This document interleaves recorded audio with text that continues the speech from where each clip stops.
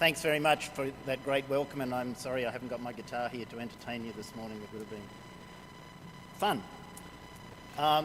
And I'd really like to thank Gary and all the team from AACE for inviting me here today. It was a great honour to be able to speak at EdMedia and to be back at eLearn after a number of years. So what I want to do this morning is hopefully challenge you a little bit, and also to present some ideas that I've been working on for a manuscript. And I think e-learning is a very interesting field, and I'm going to start by presenting a short e-learning journey just to set a context. And for me, that e-learning journey began with large mainframe computers. It moved through multimedia, it came into online, and I'm not sure where it's going now, but it's somewhere out there on the web. And one of the interesting things is that having been there, I won't say quite in the beginning, I think Tom Reeves may have been there in the beginning, but is that in those early days it was like we had the Force with us, because computers were going to change the world, they were going to change education, they were going to change how we teach and how we learn. And it seems to me that in fact what has happened more recently is that we have the dark side. And there are lots of things happening that you may not be aware of, or you may think are just normal, but for me, they are real challenges to us as educators, as us as teachers, and us as learners. And so what I want to do is take a little journey and a trip through that to try and make some sense out of these observations. So, we're going to have a little battle, the e-learning wars, the Force and the dark side. And I guess it will be interesting to see who you identify with. Are there any Darth Vaders out there? Of course not. You're all Luke Skywalkers or Leia, because they were twins. So, what I want to do is go through this, and I put up this image, A, because I think it's a fantastic image, but essentially the combatants in this battle in the e-learning wars, very surprisingly, are the two things: the learning bit, or the pedagogy, and the E bit, the technology. That's our problem. They're the two combatants that we have, and they're the two areas that I'm going to look at in various ways this morning. And the way that I'm going to do that is take another little journey, and I'm going to start off by providing some definitions of some of those terms that we're working with. I'm going to move along and have a look at the technology and make some observations about the technology we use for teaching and learning, the e-learning technology. I'm going to move along and raise what I've called some sacred cows. They're things that we think are so important and so valuable that we must follow them. And yet, if we think about them a little bit more carefully, you'll find that in fact they may well be more representatives of the dark side than the Force, from a certain perspective.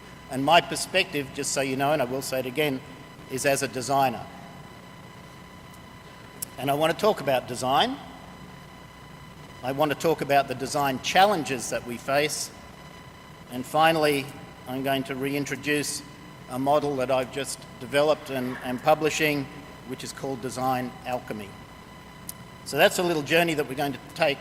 So what I want to do is start off with some definitions so that you have a sense of what I'm talking about.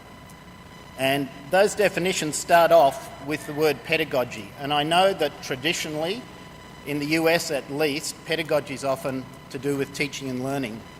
But I want to use a sort of modern version and a modern take on that from Beetham and Sharp's 2013, that's 2013, not 2103, but it could well be, is the essential dialogue between teaching and learning. So pedagogy is about teaching and learning.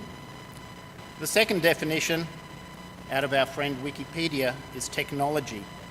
And it's about making, so it's not about computers, it's about making, modifying, using knowledge of tools, machines, techniques, craft systems, and methods of organisation in order to solve a problem. So technology should be solving a problem, not creating a problem. And last but not least is design. And design is two things. Design is a verb, which means to create or fashion or execute or construct according to a plan.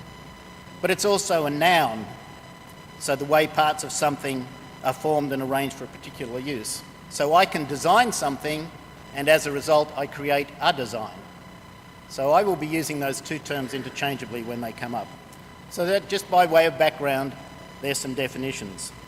And if you're like me at a presentation, you'll say, oh wow, he's already gone through one of those little buttons. So there's only a few more to go. But I want to talk, the next one is about technology. And it's very interesting. For those of you that know me, I've been working with computers and learning since 1979, and I met my first computer in 1971. So you can date me if you like and work out how old I am. And so technology's been my life, but it's only been in the last year that I've determined that technology is no longer important. So I'll explain a little bit about that. So that's my take. As e-learning developers and designers, we no longer have to worry about technology. A little bit about technology is that one way that it's been described is that technology provides an innovation. And based on, you might have, I'm sure many of you have seen the Gartner hype cycle, is that it looks a bit like this, that we have a technology trigger and some new technology comes out. For example, the MOOC. And then we have a peak of inflated expectations, we go through a trough of disillusionment, we have a slope of enlightenment and a plateau of productivity, and the technology usually keeps on going. One of the things that it seems to me over the years is that when we transfer this to educational technology, we get a different slope.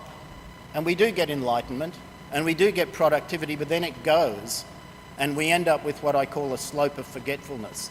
All the things that we learned about using technology for education somehow disappear into this huge pit of knowledge.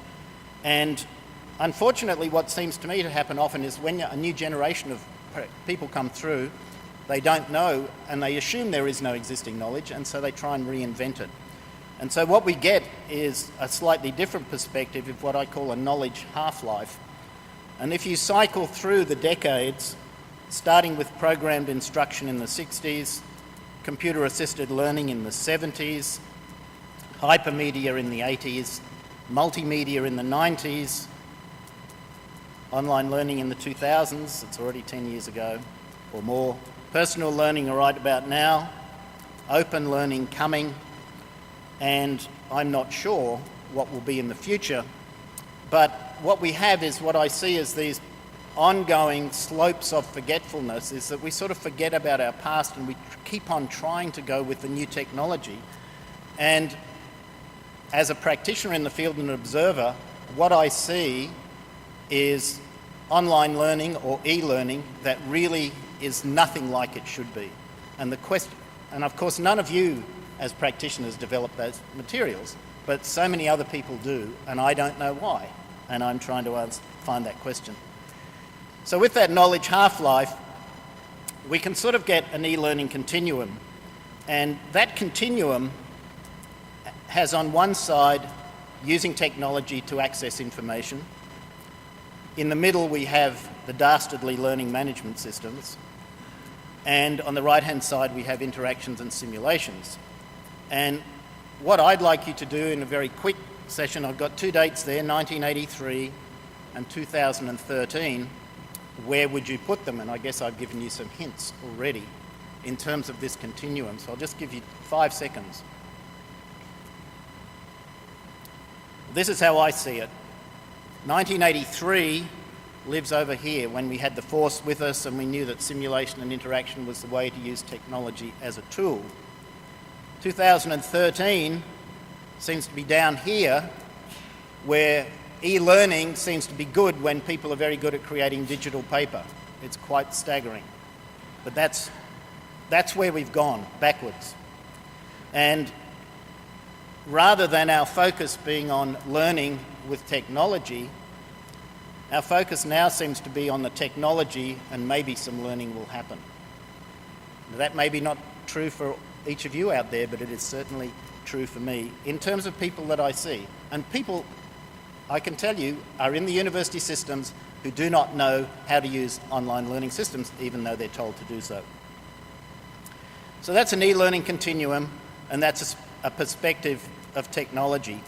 And so my questions to you, again, bringing this one up, is technology the dark side, or is technology the force?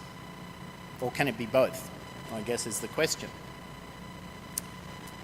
So I'll leave that with you and move on.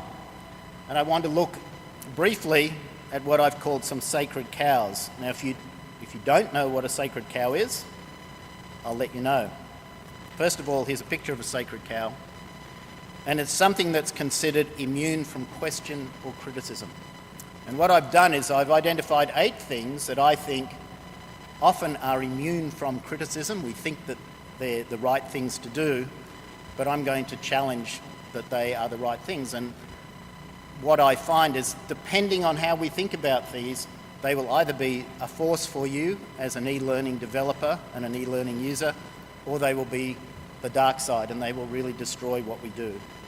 So let's have a look at these. So first of all, I've got my friend Darth Vader up there and his little box of tricks. And let's see what comes out of this magic box, shall we? Okay, learning preferences, learning styles, multiple intelligences, cultures, generations. All of those are very topical, and one of the questions I get all the time is, okay, I've got a visual student, how do I, because I gave them a learning styles inventory, how do I design a course for a visual student? Or how do I design a class for an auditory student? If you ask those questions, you're asking the wrong questions. You cannot design for someone's learning styles. You cannot design for someone's intelligences. You cannot design for someone's culture. I challenge you to tell me how you do it, because you can't do it. But there is a way to do it, and if you come to my workshop or my talk afterwards, I'll tell you how. So we'll put that away. What comes next? Oh dear, learning management systems. Probably one of the worst things ever to come into e-learning. One of the worst things ever. Our friend Moodle. I still don't get it. It's supposed to be constructivist, and what do people do? They create lessons of digital paper. It's bizarre. I'm sure your courses aren't like that at all, but I can tell you the ones I've seen and others around the world are just staggering. So, they're a problem. Who's next?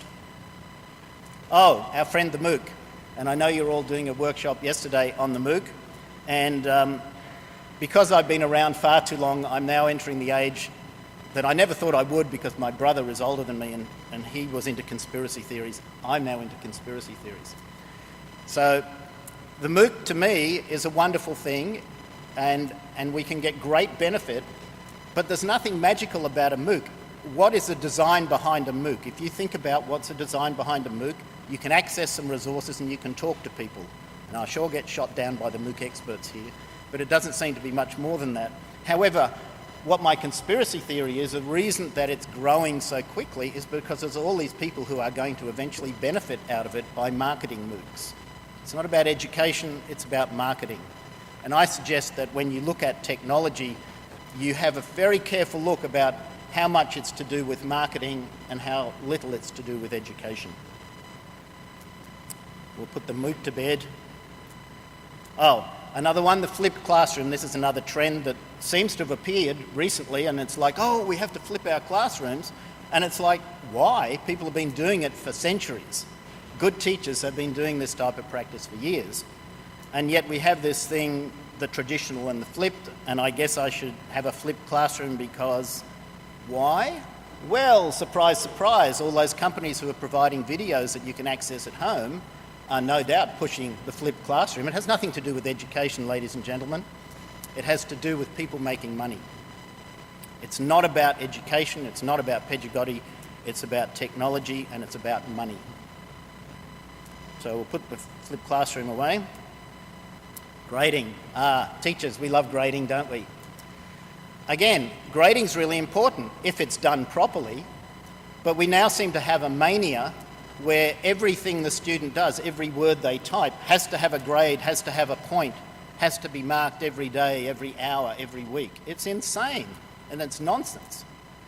Now, we can create really good assessment rubrics, and they're really important, The problem is, I wish there was someone out there who knew how to create an assessment rubric that was valid and reliable, because all the ones I see on the net that are supposed to be examples of good rubrics are rubbish. They're impossible to rate on, they're subjective, and they're just created very badly. So, aren't I lucky to be up here to have a rave? Credentials. A couple of things about credentials. And it's a very weird thing that we have organisations like the International Board for Standards and Training, Performance and Instruction, we have AECT, we have organisations like AACE and many others around the world that can tell you about credentials for designers or instructional designers. And yet what happens? We get ads like this that want people who can create in Captivate and YouTube. What's that got to do with education? There is this sense that an instructional designer is someone who can use PowerPoint. It's insane. It really is crazy. And yet we're all being sucked into this thing that learning is technology, learning is YouTube. Another thing about credentials and instructional designers, and it's to do with the term itself, is we also have this notion by Michael Allen and Kathy Moore and other people that instructional design is really boring and we need to do something interesting. And I just wanted to put up Kathy Moore's, this is a nice thing, this is the force, this is where the force is. Kathy Moore's action mapping, because it has nothing to do with boring design. What it has to do is with performance and action and students being engaged because they have a purpose. So there's our credentials, and let's put them way in the box. Interactivity. We all know that because we have a learning management system and because we're online, it must be interactive. Wrong. One of the things that we do have is research, and this comes from some work I did a number of years ago, but it's quite possible to create interactive systems where, if my mouse shows up, whereas along this horizontal path here, you can have a learner who is engaged with all types of interaction and in effect reaches a state, which if I can say his name correctly, which Csikszentmihalyi talks about flow. How many of your students are actually engaged in a sense of flow when they're in an online learning course? And how many of them are just struggling to find out what they're supposed to do? So there is a potential for us to do this, but the technology sometimes inhibits us. And last but not least, plagiarism. I have 2 rules for plagiarism that I tell my students. 1, know what it is, and 2, don't do it. And I don't have them use Turnitin, and I don't have them use other tools. Of course, plagiarism is very important, and I've done my best not to plagiarise things in this talk, because in the PowerPoint itself, they're all annotated. But one of the things that's very complex about plagiarism, and again, this is where the conspiracy theory comes in, it seems to me that plagiarism has come a big deal as the anti-plagiarism software tools have become a big deal. And it's like every university now has to buy one, and huge expense is being made on going anti-plagiarism instead of creating good learning experiences and good assessments which minimise the chance for plagiarism. I don't get it. But what we are getting, of course, as well, is the state school, abandon all dreams ye who enter here.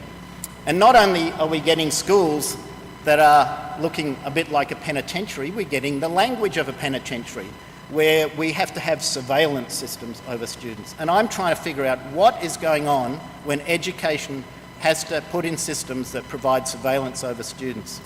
It's like when I grew up after the Second World War, and what my father fought for was against the fascist regimes that were all about surveillance and arrest without trial and arrest without charge. Ladies and gentlemen, that's where our society is evolving, and that's where our schools are evolving, to the very things we fought against only 40 or 50 years ago. So, that's why I see some of these as a dark side.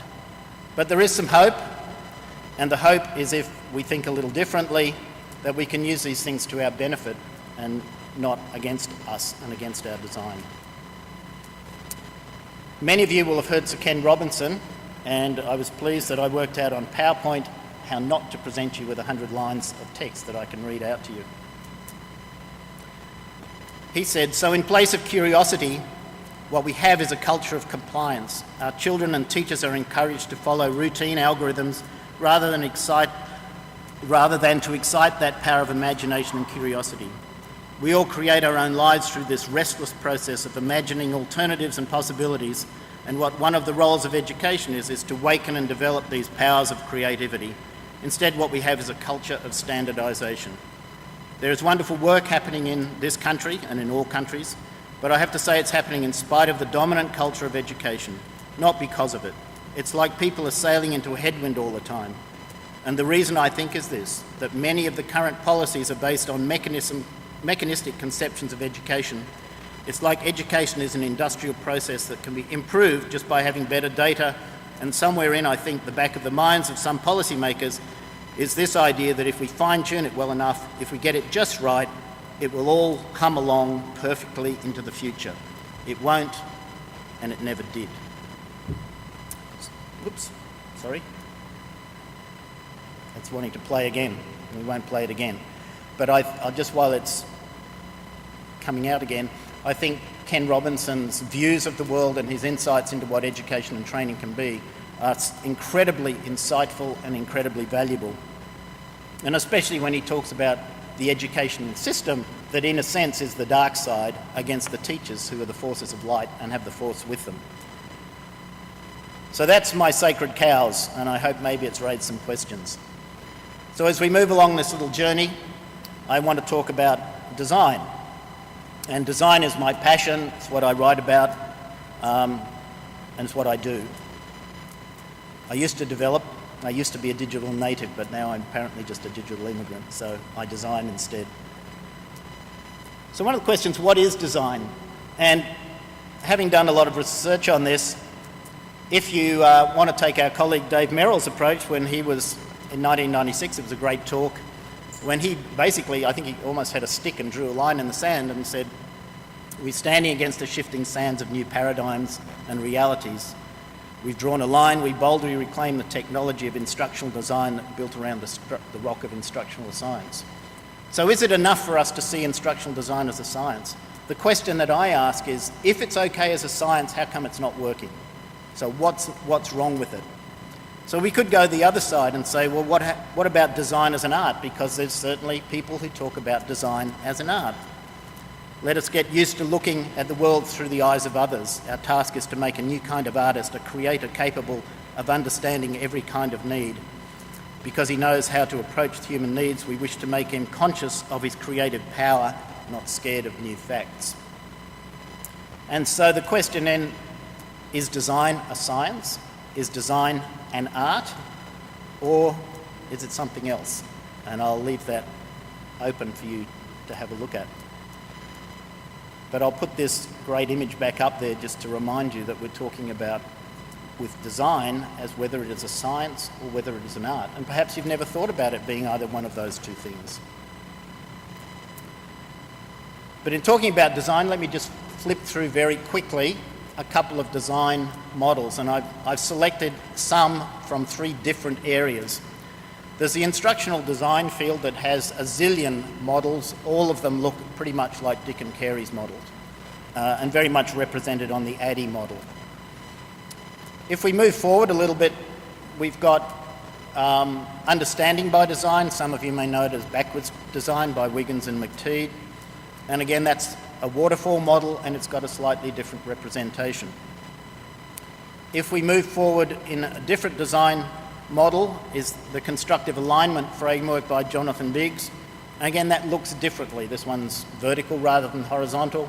It's also very much based around curriculum objectives or outcomes. And as you'll see later, it's also based around very much about alignment. So with those 3 models, one of the things I wanted to talk about is this concept of what's called morphic resonance, because I'm just going to flip back. We have all these concepts here, different models. They're all designed to enable one thing, student learning. And one of the nice things is this concept by Rupert Sheldrake of morphic resonance that some of you may know. And again, I can read it out. But the idea is that all humans draw upon collective memory to which all in turn contribute. It should be possible to observe the progressive establishment of new habits as they spread within the species.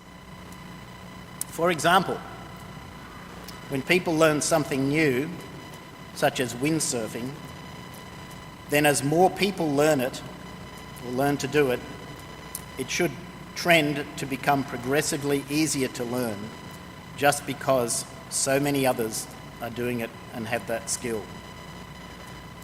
And one of the reasons, and that's perhaps a little bit unusual, a little different way of thinking, but what I've found is that as I progress through my career as a designer, what I'm finding is that my thoughts seem to be gelling very much with those of other people, even though I've never met them.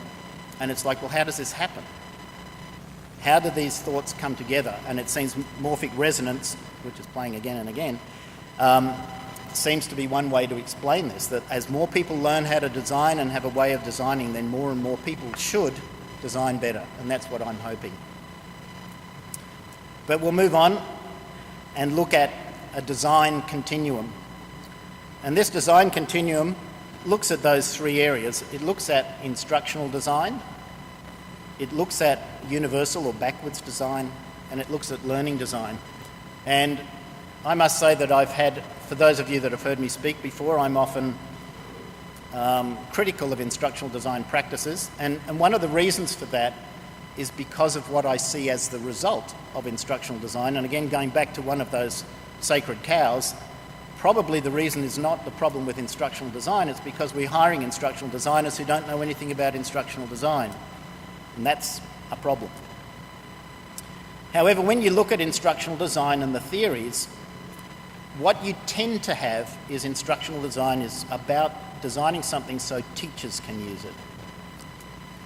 And I'm being very general here, so if there are specialists, I'll talk to you later about my generalisations.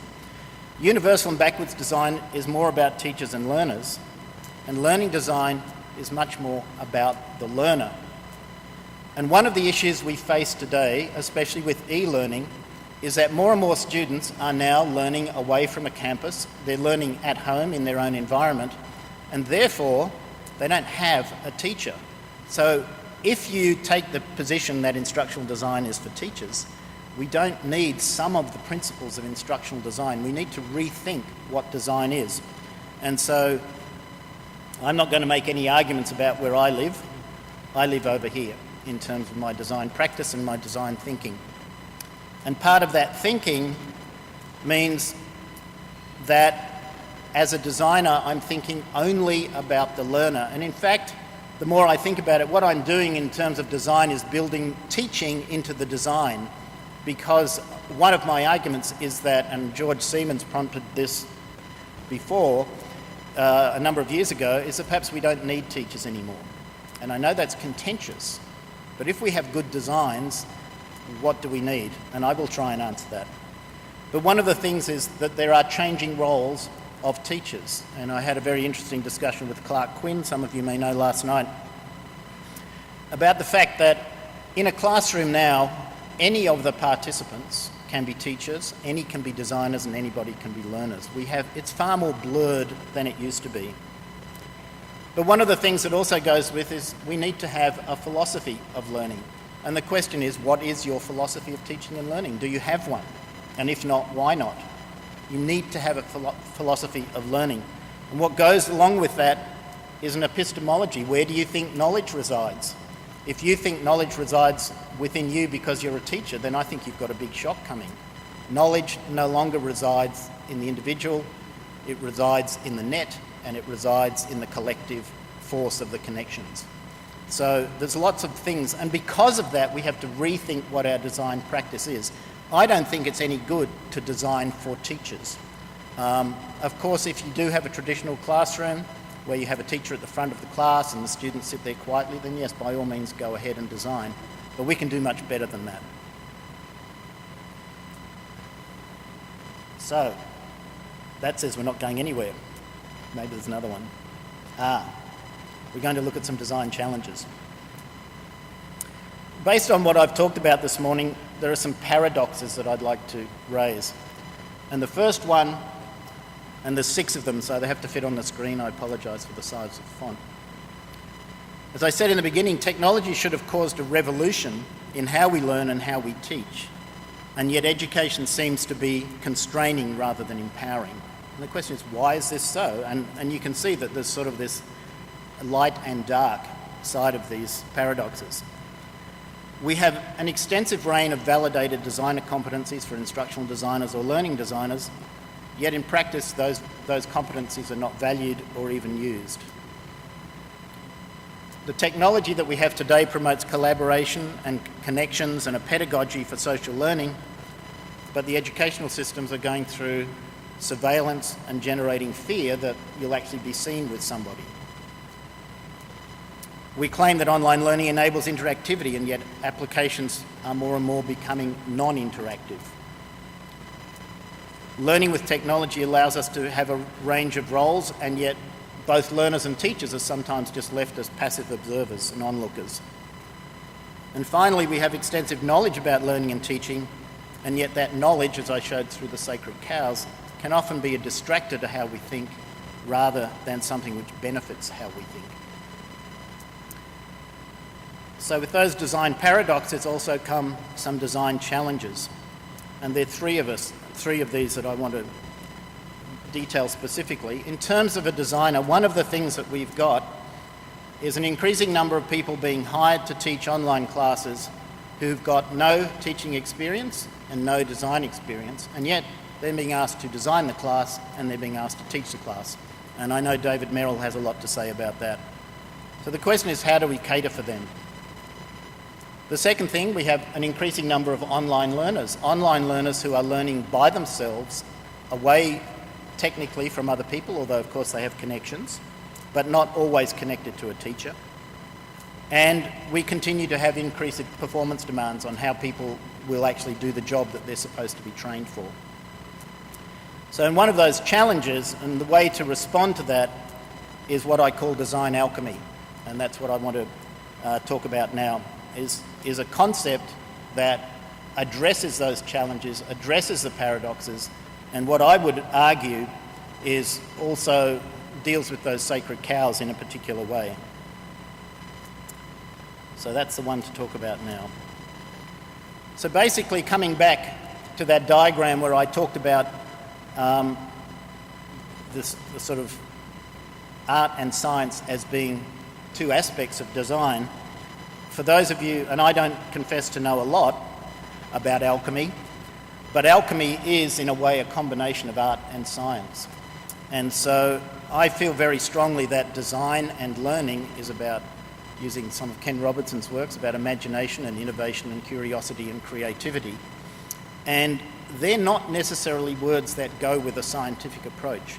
And so it becomes very important for us to try and blend those two.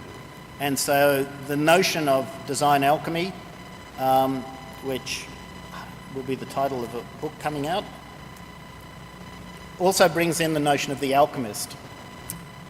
And so the alchemist is someone who has magical powers of transmutation. And I think in many ways design is a thing of magic. And in that transmutation, as you know, if you know some of the popular history of alchemy, it's a transmutation of base metals into metals of greater value, so lead into gold. And when we apply that as a metaphor to education, what we're talking about is teachers, learners and designers transforming how they think, and especially designers focusing very much on transforming whatever they come across, whatever task they have to do, into something that is in effect golden.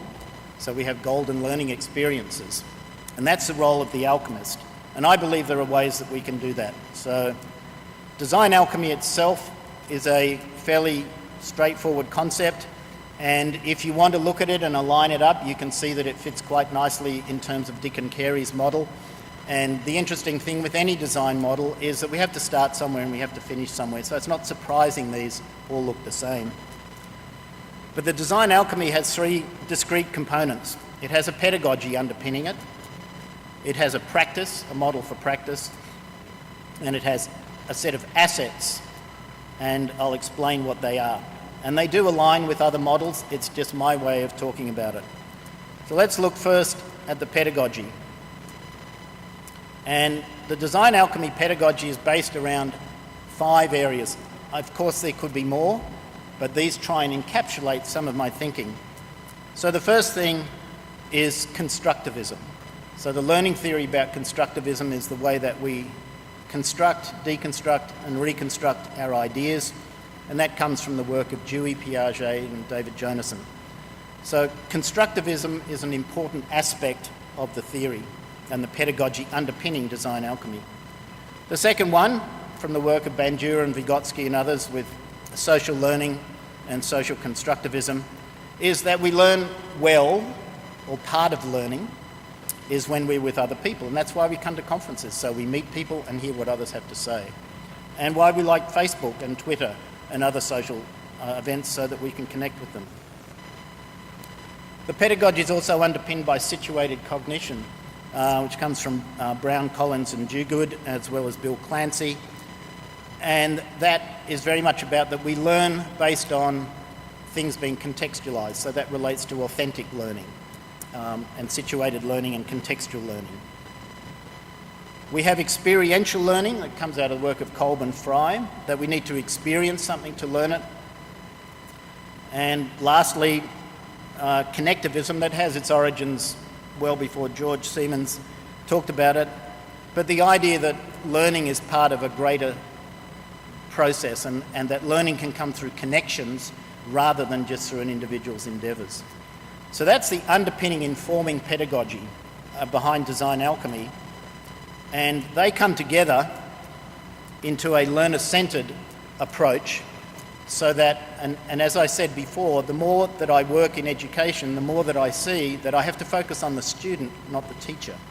And so I have to think about all the things which are learner-centred, and I don't have time this morning to elaborate on all the elements that go together to be a learner-centred environment. I'm sure you're familiar with many of those. But with those learning theories feeding in, what comes out of the design alchemy pedagogy are, in fact, 7 different elements, except I kept them as 5 so to balance out the diagram.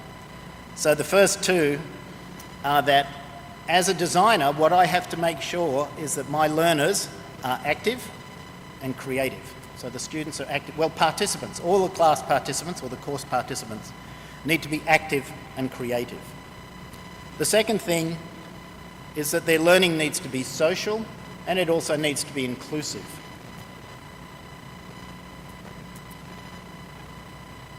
The third is that it needs to be contextual, so learning has to make sense to the student and has to be relevant in their own place. When you have students in a MOOC scattered around the world, they're not coming to learn something about where that MOOC is centred or where the host is. They're wanting to contextualise it within their own area, so that is a really critical element. They also need to focus on problem solving, working out things, so a learning needs to be very much focused on problem solving. And learning also needs to be emergent. And I'll talk a little bit more about emergence, but the principle about emergence is education is not about regurgitating old knowledge, it's about creating new knowledge. And that's the basis of emergence. So with that pedagogy, I just wanted to talk a little bit about the conditions of emergence because I find that one of the most interesting. And this is from a book by Johnson in 2001. And his work is very much based on originally looking at the work or looking at the research that had been done with populations of ants and slime molds and things like that. And basically finding that it's the individual ants that together build the ant mound. They don't have a supervisor out there saying, you take that grain of sand over there and you take that sand over there. They just do it. And so the question is, why isn't education a bit more like that? What might education be like if there's far more reliance on the interaction between course participants and the knowledge they may generate? So in looking at this, the 5 conditions that Johnson talked about to enable emergence was that more is different, ignorance is useful, encourage random encounters, look for patterns in the signs, and pay attention to your neighbours. And I thought, oh, that was interesting because I had just been reading some work from 35 years before, which was Robert Gagne's Conditions of Learning, which many of you may be familiar with. And it just seemed an interesting juxtaposition, is that depending, and I remember I talked about philosophy. If you have a philosophy which is thinking about emergent learning, how you think about it is so much different from the traditions that we have grown up with. And it's not that the traditions are wrong, it's just that times change and we need to think differently. So I wanted to put them up there, and I didn't say in the beginning, but I will, for those of you that like PowerPoint slides, these will be on SharePoint somewhere. So if we come back to the design alchemy pedagogy, it's informed by learning theories, and it forms what I call the pedagogy of design alchemy. And to give an illustration of that, this is a template that I use with academic staff to help them design. And it needs a learning outcome and an assessment task. And we haven't talked about them yet, but unfortunately we need them now. So we might have a learning outcome, analyse the strengths and weaknesses of design models. We might have an assessment task, which is to complete part 1 of the design handbook. And then we have an activity. And this is a fairly standard activity. Taking account of gender, race and diversity, develop a substantiated argument that will present your case for the following issue. Instructional design is a science, not an art. Use examples from your own experience. Incorporate ideas generated from your fellow students. Use deliberations to create your reflections and present alternatives or challenges to the debate topic.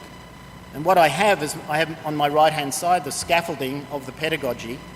And so whenever I come to write an activity, what I do is, to the best of my ability, make sure that every activity is inclusive, active, problem-based, contextual, social, creative and emergent.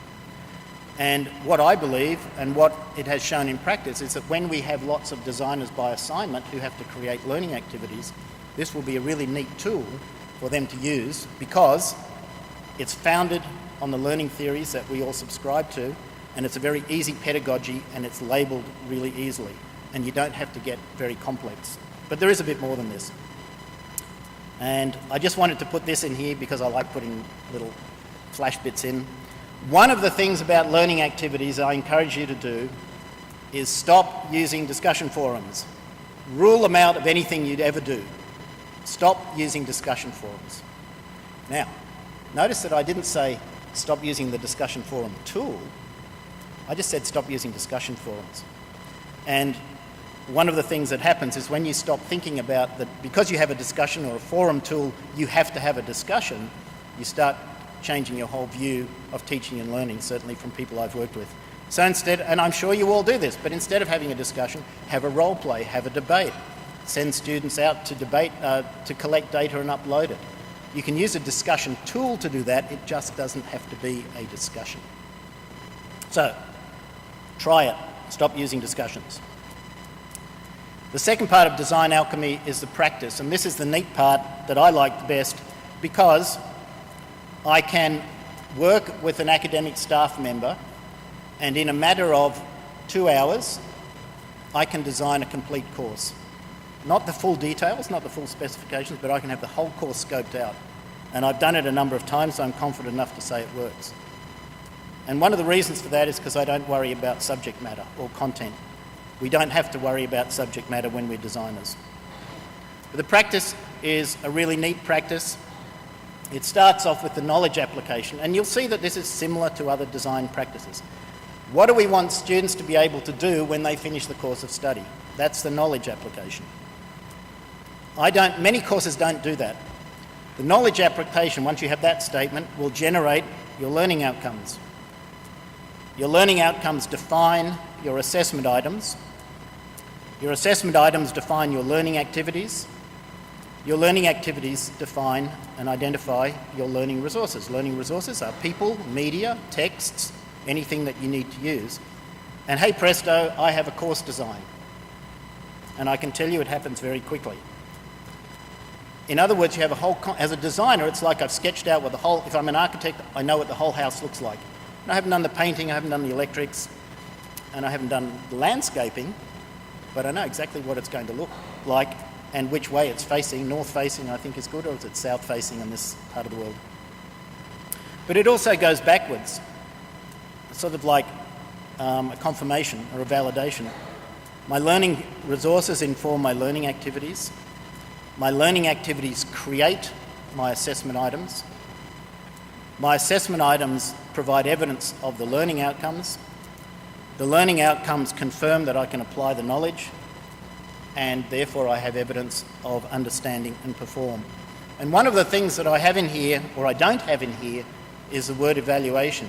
And I do have a method of continuous improvement, but I don't have evaluation because this is self-evaluating. And the reason for that is, why would we develop a course that needs evaluating? Can't we design a course that has everything in it that's right? I mean, it's a sort of interesting question that we spend so much money evaluating courses when we have the knowledge and skills out there to design courses that don't need evaluating because we know how to design. It's like every new car that we buy, we have to evaluate it to see if it's going to drive from A to B. Most of them do. And the big word here with this is alignment. Things align. And I've done this, worked with academic staff, and they've gone, oh, the learning activities line up with the assessment items and line up with the outcomes. Oh, hello. So the transformation that comes is, this might look like a familiar course to you. It's in one of these 5-week courses. And on day 3 you do a discussion, day 4 a discussion, day 6 a quiz, day 7 an assignment. You cover some topics and you read 7 chapters of the textbook in a week and you know everything. That's a typical type of course we get. What we need to do is we can transform that, and it's very simple, but you can transform it by defining the knowledge application, the outcome, the assessment, the activities and the resources. And I won't go through that because I'm going to be pulled off the stage in a moment.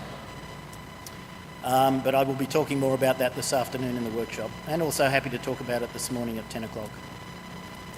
So the last thing is the assets, and these, I guess you will say, this is just the needs analysis, and I suppose it is, but I don't call it a needs analysis. These are assets. These are things that help me as a designer. And there are whole lots of things, but the ones that I consider most important is, and even though I said technology is not necessarily a good thing, I need to know the technology. I need to know what technology I can use. But as I said before, the technology can change any time. I need to know what standards are out there, and there are institutional standards, there are national standards, and there are also professional standards that impact on design. I need to know about the programs I'm working with. I need to know about the research which is talking about the programs I'm working with. I need to have a process that will help me maintain continuous improvement and sustainability, and I'll give a very quick example about that. And I need to know the people that I'm working with, and there are people both within the institution and within my own networks. So those are assets. Very quickly, sustainability, when we look at the outcomes, the assessment and the activities and the interrelationship between those three, we have to see them as discrete, because how they work is they work by accessing a resource. But the sustainability, and again, people look at this idea and they go, oh, I didn't think about that, is that you don't change your activities or your assessment or your outcomes, but you do change your resources. So as the resources change, you can just change them. And the course is very sustainable. Now, what that means is you don't write a course syllabus with the textbook name, the edition, the date, and the page numbers the students have to read. And I just don't believe the argument, students need to be told where to go. This is rubbish. Students are quite capable of coming in and going and spending hours on the net finding stuff. Don't tell me they can't go to a textbook or some other resource and find the appropriate page to read if you tell them carefully enough in the design.